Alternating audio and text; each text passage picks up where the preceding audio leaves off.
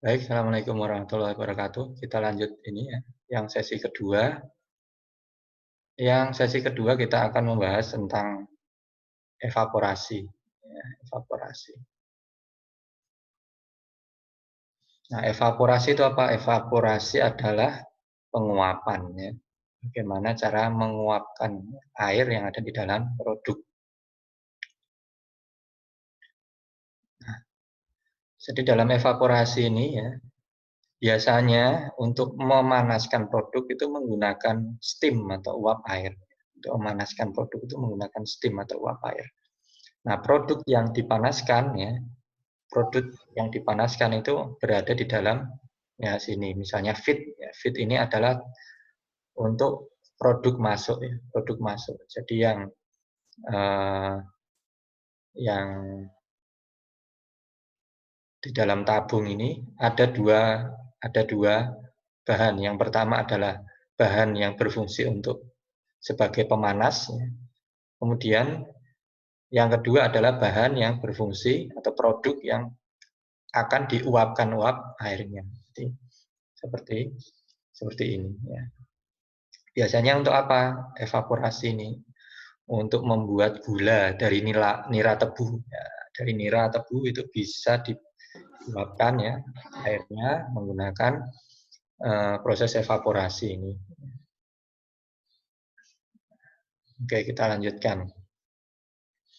Prinsipnya evaporasi atau penguapan ya, itu adalah pengurangan air di dalam bahan encer untuk mendapatkan produk cair yang terkonsentrat atau dengan kekentalan tinggi. Prinsipnya bagaimana? Prinsipnya menghilangkan sebagian air dari bahan pangan cair dengan cara apa? Pemanasan. Dengan cara pemanasan. Sehingga di sini akan memisahkan ya antara air dan padatan. Uap air dan padatan. Ini contohnya ini susu ya, susu. Misalnya susu sapi ya. Adik-adik pasti pernah mengenal apa itu? Susu kental manis ya. Nah, susu kental manis ini adalah sebenarnya kalau susu kental manis yang komersial ini sudah dicampur dengan pengental dan gula sehingga lebih manis. Nah, kalau murni ya, ini mirip seperti susu kental manis ya. Jadi susu cair dikonsentratkan atau dikentalkan. Ya, seperti pembuatan susu kental manis ini contoh. Nah, prinsip evaporasi ya, memiliki keuntungan pertama stabilitas mikrobiologi. Ya. Jadi di dalamnya ya, susu yang misalnya susu ya, tetap bakteri-bakteri baik yang menguntungkan ini bisa dipertahankan. Bakteri patogen bisa dikurangi. Kemudian kalau terkonsentrat itu mengurangi biaya transportasi dan penyimpanan. Bayangkan misalnya susu ya. Susu sapi 1000 liter ya. Ini kan kalau misalnya air aja 1000 liter sudah berat, apalagi susu ini lebih berat lagi. Ya. Transportnya juga butuh kontainer yang besar penyimpanannya. Nah, kalau diuapkan dulu airnya, maka mengurangi biaya transportasi. Kenapa? Misalnya susu tadi diuapkan, ya, yang separuh air ini diuapkan, sehingga tinggal separuhnya. Nah, separuhnya ini baru ditransportasikan. Ini mengurangi biaya. Contohnya seperti itu. Kemudian contoh lain ya, pembuatan pasta, ya, pasta dari tomat. Ya. Ini diuapkan ya, air yang ada di dalam tomat ini diuapkan. Sehingga yang tadinya memiliki kadar air 35 sampai 37% menjadi 5 sampai 6%. Ini misalnya pasta. Kemudian fungsi evaporasi ya, fungsinya untuk apa? Untuk pemekatan. Jadi dikentalkan ya sebelum pengeringan atau pembekuan. Ya. Jadi sebelum dikeringkan atau dibekukan itu dipekatkan dulu. Kan tadinya encer, ya. Encer kemudian dipekatkan. Dengan cara apa? Mengurangi kandungan air yang ada di dalam produk, entah itu susu, ya, santan, ya, atau jus buah dan sebagainya ini dihilangkan. airnya, sebagian airnya, sehingga yang tadinya encer jadi kental. Kalau kadar airnya turun berarti AW-nya turun. Kalau AW-nya turun berarti bakteri lebih sulit hidup di situ dan lebih sulit berkembang biak. Ya, kemudian lebih praktis untuk konsumen. Kalau kental ini lebih praktis. Misalnya, coba kalau misalnya adik-adik pernah lihat santan instan ya, itu kan kental sekali. Nah, itu kan lebih praktis. Kemasannya juga kecil. Nah, ketika kita memasak, tinggal memasukkan itu diencerkan ke air lagi, sehingga lebih praktis. Kemudian di sini mengurangi ya, perubahan flavor atau rasa ya, dan warna makanan ini bisa dikurangi. Evaporator ini terdiri dari apa? Ya, terdiri dari pemindah panas atau heat exchanger itu, pemindah panas, dan chambernya ya. Jadi bayangannya adik-adik pemindah panas itu apa? Pemindah panas itu seperti radiator gitu ya. Radiator di mobil itu ada radiator, ada pipa-pipa yang melengkung-melengkung ya. Nah, di dalam suatu ruang, nah, di dalamnya itu ada pipa-pipa yang melengkung-melengkung ya. Jadi pipa-pipa itu dalamnya apa? Dalamnya adalah uap panas. Nah, uap panas. Nah, kalau pemanasannya dilakukan dengan cara mengalirkan uap panas ke dalam pipa-pipa itu, kan tidak bercampur antara uap panas dan produk. Kalau pipanya, kalau uap panasnya ini di dalam pipa, ya, pipanya menjadi panas, panas itu akan memanaskan produk. Nah, kalau produknya panas, maka uap air yang ada di dalam produk menjadi menguap. Nah, seperti itu. Jadi intinya adalah merebus ya, merebus produk ya perlahan-lahan. Nah, tentu saja evaporasi ini juga bisa dalam bentuk atau kondisi vakum, di mana kalau kondisi vakum ya sambil disedot udara yang ada di dalam ruang itu tadi disedot, sehingga kalau kondisinya vakum maka titik didihnya akan turun sehingga kerusakannya menjadi minimal. Misalnya dengan gula ya, kita kalau membuat gula, misalnya gula merah ya, gula tebu merah itu kan dengan evaporator vakum. Kenapa dengan evaporator vakum? Supaya titik didihnya itu menjadi rendah. Supaya warnanya gula merah ini lebih cerah. Nah, kalau tinggi nanti gosong ya, gosong. Kalau gosong hitam, coklat tua hitam, nah itu nggak laku. Kerusakannya lebih tinggi. Nah, supaya lebih rendah pakai kondisi vakum. Sumber panasnya tadi sudah saya jelaskan menggunakan apa? Steam. Steam itu uap air ya, uap air yang mendidih. Nah, kalau uap air dari ini kan tadi ada 3 chamber jejer-jejer tadi di awal evaporasi kan ada. Nah, kalau yang namanya multi effect itu uap air dari ruang pertama digunakan untuk memanaskan kedua. Uap air dari yang kedua digunakan untuk memanaskan yang ketiga. Nah, ruang yang ketiga. Jadi itu dinamakan multi effect. Nah, kalau cuma satu aja setelah itu uap airnya dihilangkan berarti single effect. Itu namanya single effect evaporator. Nah, jadi steam ya tadi yang saya jelaskan tadi, steam atau uap air panas ini, nah ini masuk ke sini. Ini berupa coil. Coil itu pipa yang diputar itu memutar. Nah, coil ini kan panas. Kalau coilnya panas maka ini ya cairan yang ada di dalam ini, yang ada di dalam sini, maka akan jadi panas. Nah, kalau panas uapnya keluar, uapnya keluar. Uap yang keluar ini ke atas ini ditampung untuk ruang berikutnya. Kalau multi efek, kalau single efek ya dibuang. Ya. Kemudian nanti kalau sudah kental baru dikeluarkan lewat bawah. Namanya concentrated liquor. Artinya ini adalah cairan yang sudah terkonsentrasi atau dengan kekentalan yang lebih tinggi. Nah, itu.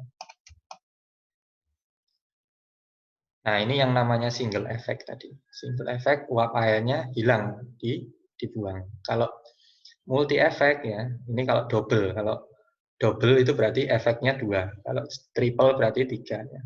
Kalau multi efek berarti bisa 2, 3, dan seterusnya. Jadi uap air ya, uap air yang ada di sini. Nah, ini koil-koil pemanas tadi. Nah, ini bahannya masuk melalui sini. Ini bahan masuk. Ya, ini misalnya bahannya. Ketika menguap, ya, uap airnya, ya, ini uap airnya menuju ke sini. Ini uap air. Digunakan untuk apa uap airnya? Digunakan sebagai, nah ini, digunakan sebagai pemanas evaporator kedua. Nah, evaporator kedua. Jadi ini uapnya digunakan untuk pemanas evaporator kedua dan seterusnya. Ini nanti uapnya juga digunakan ke selanjutnya kalau triple efek. Karena kalau untuk double efek ya sudah berarti yang kedua dibuang. Nah, ini untuk menguapkan produk. Ini jadi ini produknya di sini. Ini juga produknya. Ya. Produknya mengalir ya. Produk. Oke. Ini kalau triple efek ya. Kalau triple efek ya 3. Namanya multi efek tadi. Ini contohnya ya. Susu segar ditampung di dalam tangki, ya, kemudian diuapkan di evaporator. Ya, evaporator ini diuapkan sehingga menjadi lebih kental. Kemudian dihomogenkan. Homogen itu maksudnya susu itu ada proteinnya, ada lemaknya. Nah, ini kalau nggak dihomogennya, kalau nggak dibuat homogen, nanti dia akan memisah. Nah, supaya menyatu, ya, itu tetap homogen atau diaduk atau diberi homogenizer. Ya. Kemudian dikeringkan, di sini dikeringkan, baru kemudian jadi powder itu susu bubuk. Nah, ini kalau susu bubuk.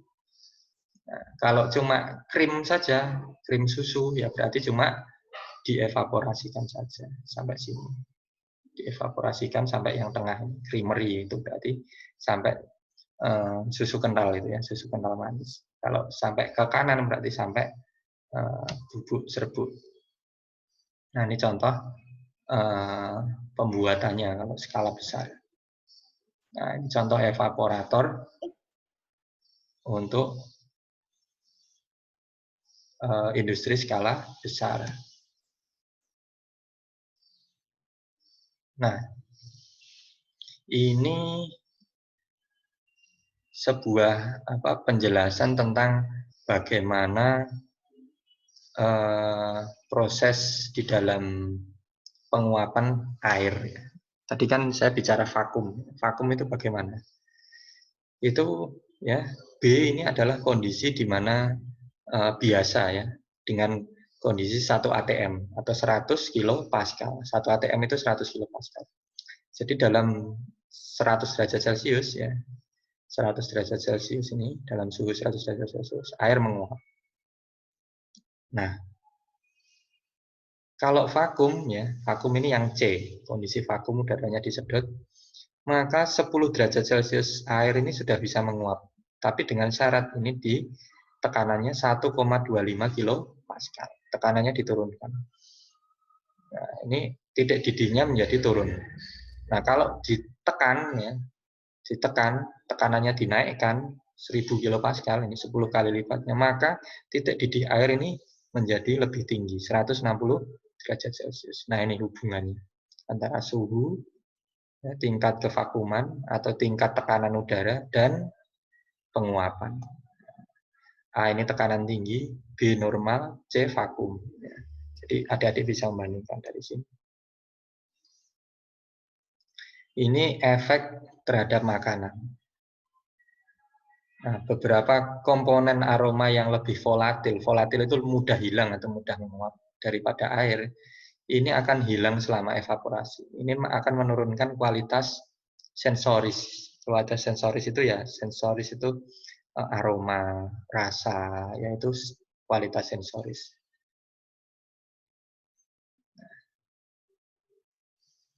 Jadi kalau ada aroma yang lebih cepat menguap daripada air, maka aroma itu akan hilang. Tetapi kalau aromanya ini penguapannya ini lebih apa? Lebih tidak volatil daripada air. Maksudnya air menguap dulu, baru aromanya itu bisa menguap. Nah, itu mungkin lebih awet, lebih awet. Kemudian beberapa bahan pangan yang kehilangan volatilnya, volatil yang tidak enak ini misalnya menguntungkan karena kualitas produk meningkat. Nah, ini misalnya ada ya coklat sama susu. Nah, ini ada volatil yang membuat rasanya nggak enak. Nah, ini lebih cepat menguap daripada air. Nah, ini justru akan menguntungkan.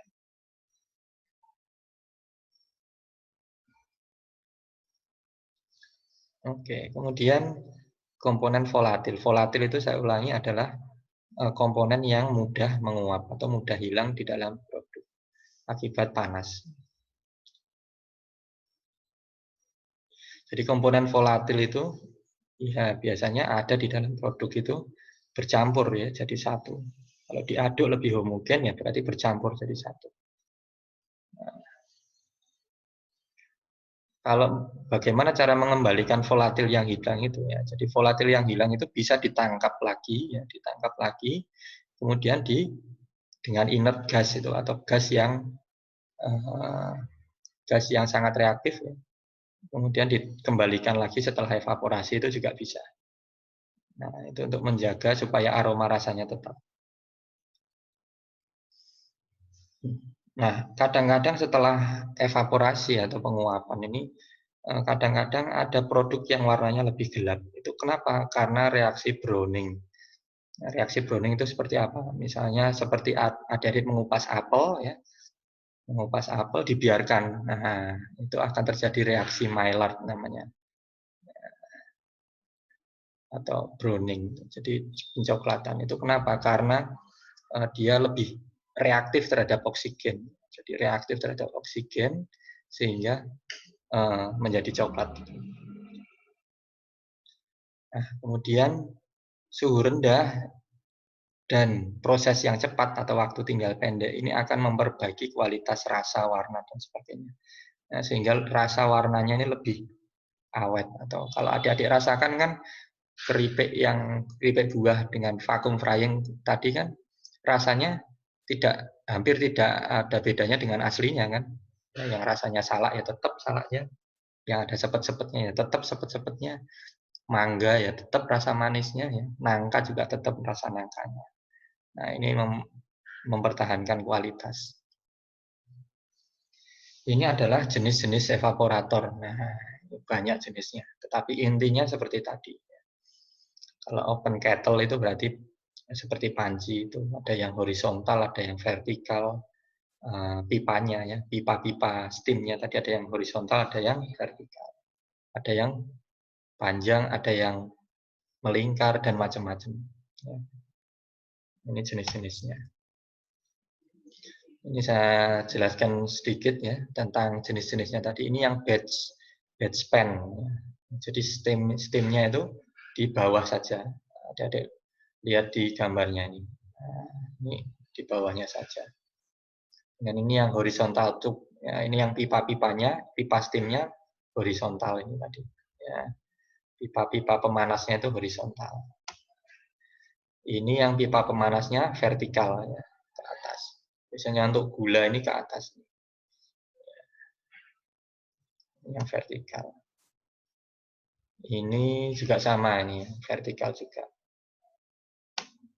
Kemudian ini yang pipanya panjang, yang panjang-panjang. Panjang dan vertikal, berdiri. Ya, sama. Ini yang vertikal dan panjang sekali. Ya, ini juga sama. Kemudian ini yang dengan paksa, ya, dengan pompa. Biasanya dengan pompa. Dipompa. Cairannya dipompa. Ini dengan resirkulasi. Ya. Jadi pemanasnya diresirkulasikan lagi. Nah, jenis-jenisnya. Ini yang volume film, berarti yang uapnya bergerak ke bawah, ya, uapnya bergerak ke bawah. Justru uapnya bergerak ke bawah. Jenis-jenis evaporator. Ini untuk yang kombinasi. Ini jenis-jenis apa namanya? Fotonya. Jadi kalau skala pabrik besar itu evaporatornya seperti itu. Ini untuk contoh aplikasi di produk pangan. Misalnya apa? Untuk gula pasir, ya, gula merah atau gula pasir itu, ya, dikentalkan, dikristalkan jadi gula. Ya. Kalau gula aren, ya, gula aren itu dikentalkan saja, nanti dia akan menjadi gula aren. Ini yang milk atau susu, ya, susu ini yang diuapkan. Jadi susu kental manis, atau saus tomat ini yang dikentalkan juga. Nah, ini perlu dievaporasi atau diuapkan airnya.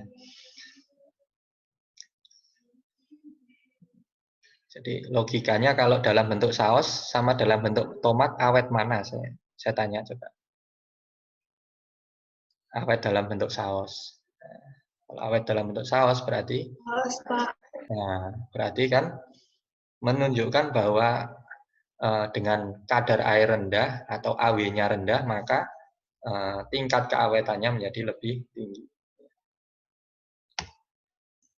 Ini evaporasi susu. Biasanya antara 65 sampai 70 derajat Celcius. Nah, jadi ini untuk meningkatkan kualitasnya, ya, itu diuapkan sehingga padatan non lemak, padatan lemak, ya, kemudian proteinnya ini tetap ada di dalam susu tersebut, tetapi konsentrasinya jadi lebih tinggi karena lebih kental. Ini proses, ya, penguapan yang ada di susu segar tadi.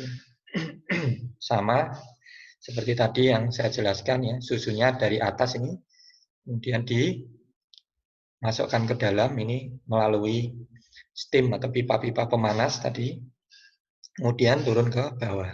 Ini sudah dalam bentuk agak kental.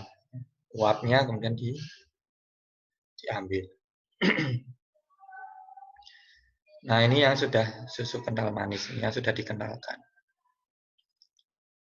Ini proses-prosesnya. Jadi susu sudah dikentalkan, lalu dimasukkan ke dalam kemasan. Ya.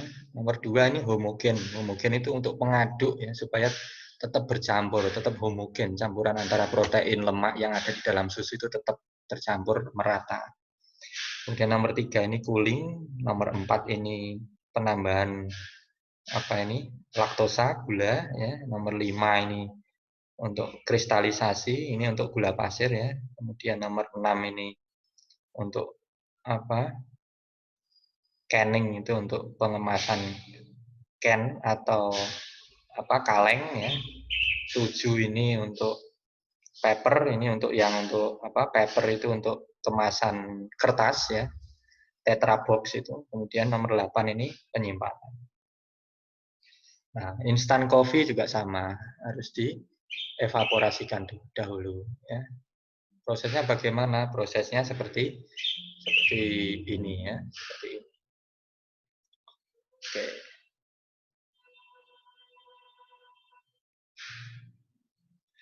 Kemudian yang selanjutnya gula juga sama, gula.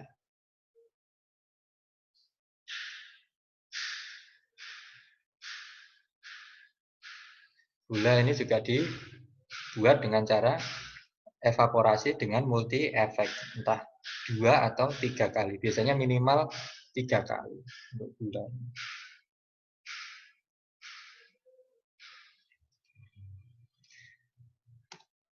Nah, ini nira, ya. Jadi gula ini dibuat dari nira tebu, ya. Niranya dimasukkan ke dalam evaporator, kemudian menguap, ya. Menguap. Jadi nira kental kondensat itu. Nira kental kondensat itu nanti diproses sehingga menjadi kering, ya, dikeringkan, kemudian dikristalkan, baru menjadi gula kristal. Atau kalau gula merah itu, ya, cuma dikeringkan saja hasil yang sudah kental itu, kemudian dicetak menjadi setengah gula itu. Nah, itu gula aren atau gula merah. Ini yang berupa pure ya, berupa pure, jus yang kental banget. Juga sama ya. Oke, saya kira itu